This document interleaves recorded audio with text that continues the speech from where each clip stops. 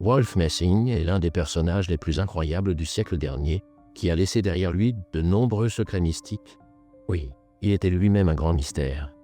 Et bien qu'il ait eu des capacités uniques pour pénétrer dans le monde invisible, même dans sa vie, il y a eu des événements qui l'ont choqué.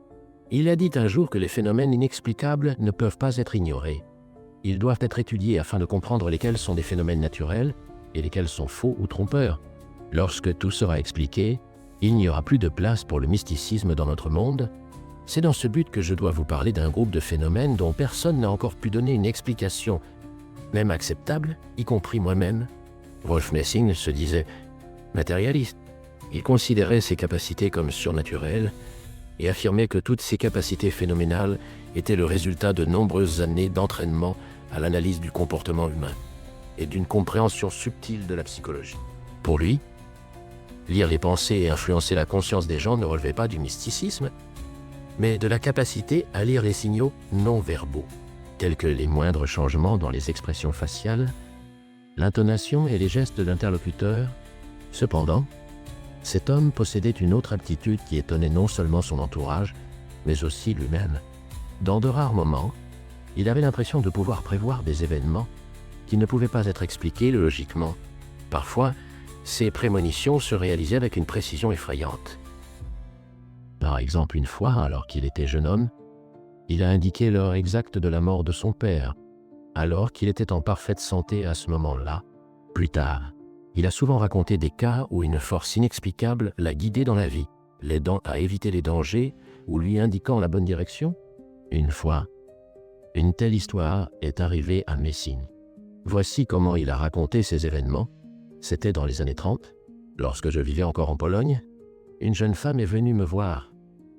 Elle s'est présentée à moi comme une personne capable de lire dans les pensées et m'a tendu la photographie de quelqu'un. Cette femme m'a dit que son frère était parti en Amérique il y a 2 ans et que, depuis lors, ses proches n'avaient plus de nouvelles de lui. Après m'avoir raconté cela, l'invité m'a tendu une photo et m'a dit « C'est mon frère. Pouvez-vous me dire s'il est vivant ?» Wolf Messing a pris la photo dans ses mains.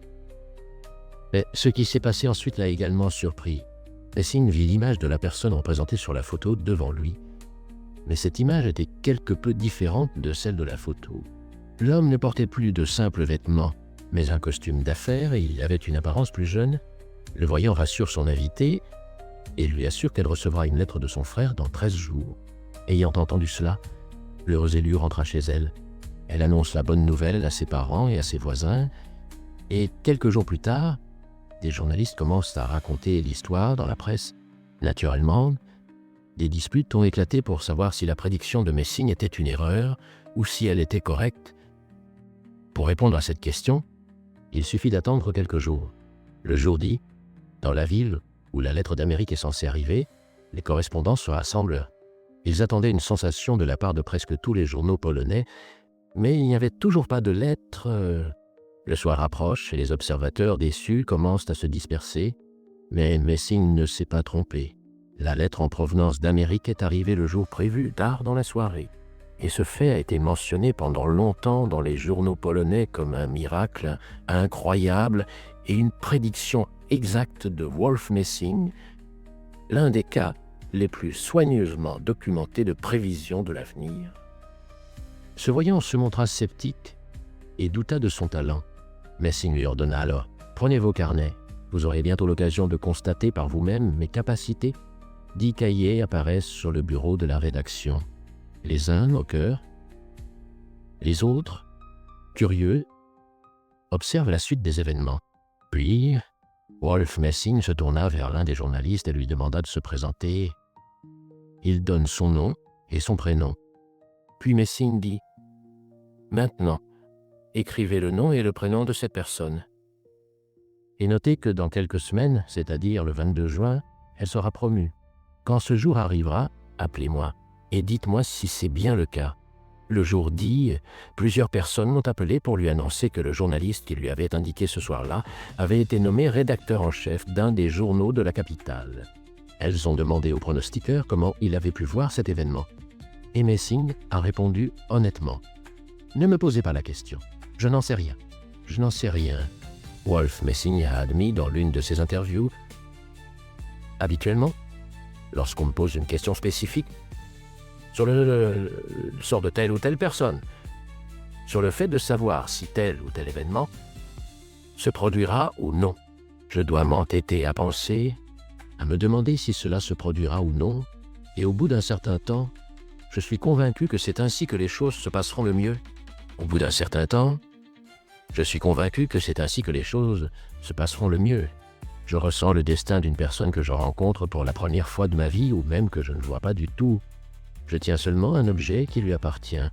Wolf Messing affirme que ses prédictions sont toujours exactes. Cependant, une fois en Pologne, il y a eu un incident qui pourrait remettre en question toute sa réputation. Voici comment cela s'est passé. Une femme âgée est venue le voir, inquiète que son fils n'ait pas donné signe de vie depuis plusieurs mois. Pour l'aider, Messing lui demande un objet qui lui appartient. En guise de réponse, la femme lui tend la dernière lettre qu'elle a reçue de son fils. Voici comment Messing lui-même en a parlé. J'ai vu qu'à certains endroits, les mots de cette lettre étaient brouillés par les larmes d'une mère aimante et qu'il était impossible de les lire, mais je n'ai pas eu besoin de cela. Je n'ai lu que les salutations de mon fils et la dernière phrase « Ton fils va vite ». J'ai mis la lettre de côté, mais des lignes ont continué à défiler devant moi et, à un moment donné, j'ai vu très clairement que la personne qui avait écrit ces lignes n'était plus en vie. Wolf Messing a conseillé à la femme de tenir bon et de penser aux autres membres de sa famille. Selon ces mots, la femme a réalisé qu'elle ne reverrait jamais son fils. Elle quitte Messing en larmes. Bientôt, cette rencontre fut effacée de la mémoire de la voyante, car chaque jour, de nouvelles personnes venaient poser leurs questions et leurs demandes à Messing, et leur chemin se séparait à jamais. Mais l'histoire de la mère aimante a eu une suite. 2 mois après la visite de cette femme, Wolf Messing reçut un appel.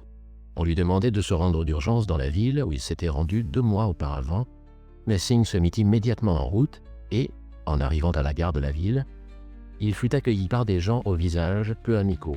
Dans la foule, un jeune homme s'approcha du diseur de bonne aventure et lui dit avec mépris « Wolf Messing, vous êtes un charlatan !» Le diseur de bonne aventure commence à s'excuser, mais de nouvelles accusations pleuvent sur lui. Wolf Messing ne tarde pas à comprendre ce qui se passe.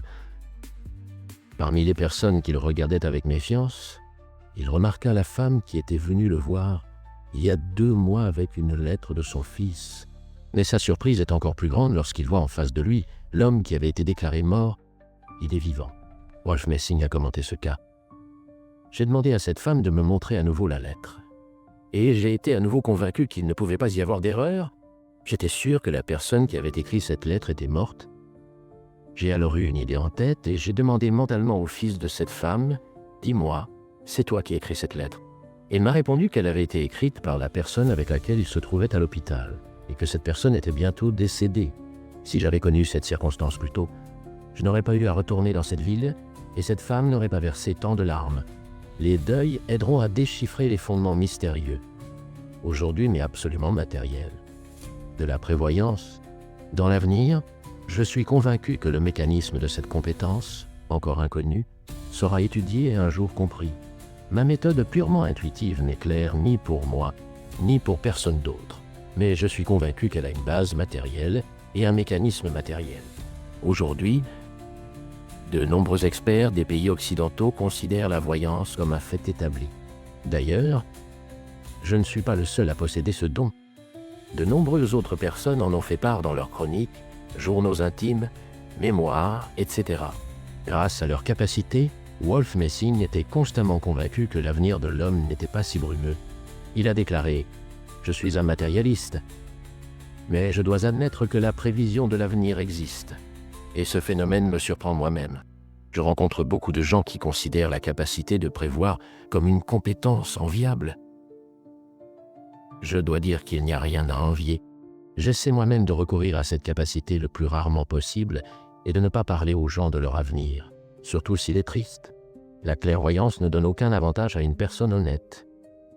Elle ne peut être bénéfique qu'à ceux qui vont utiliser cette compétence à des fins de profit ou de tromperie, mais même cette capacité ne les rendra pas heureux car ils seront certainement punis pour cela.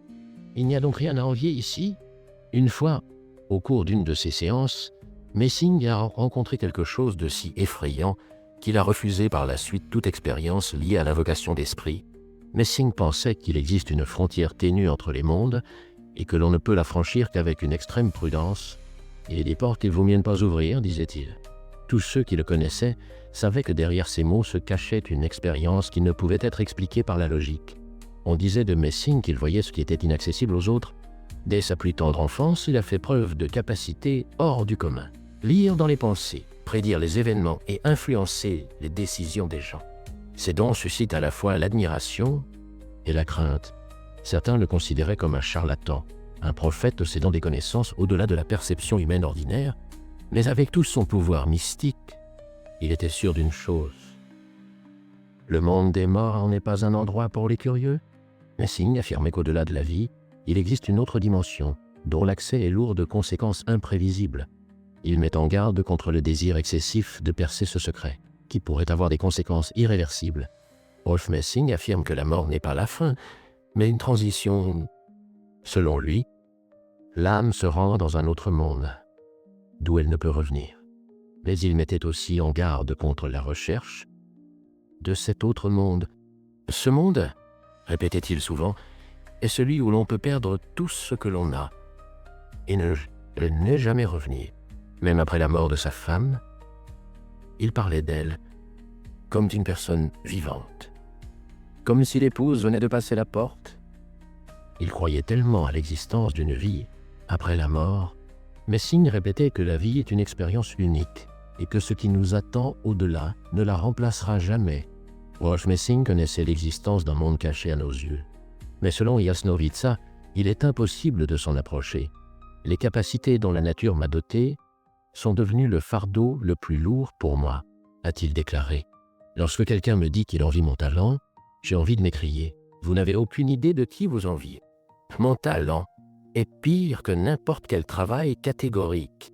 Un condamné a encore la possibilité de s'échapper, mais on ne peut pas s'échapper de soi-même. Rolf Messing connaissait exactement le jour de sa mort. C'est ce qu'il a lui-même écrit dans sa lettre adressée au psychiatre. Le professeur Franz Hall, je ne deviendrai pas dans 54 ans, 5 mois et 18 jours. Cela se passera à 23 heures. Mais n'aie pas peur, car la mort n'est pas du tout la fin, mais le début d'une nouvelle existence. Écrivez dans les commentaires. Avez-vous déjà eu l'occasion de prédire votre avenir? Aussi, likez et cliquez sur la cloche pour ne pas manquer les nouvelles vidéos. Merci beaucoup d'avoir regardé. À tous, longue vie et bonté.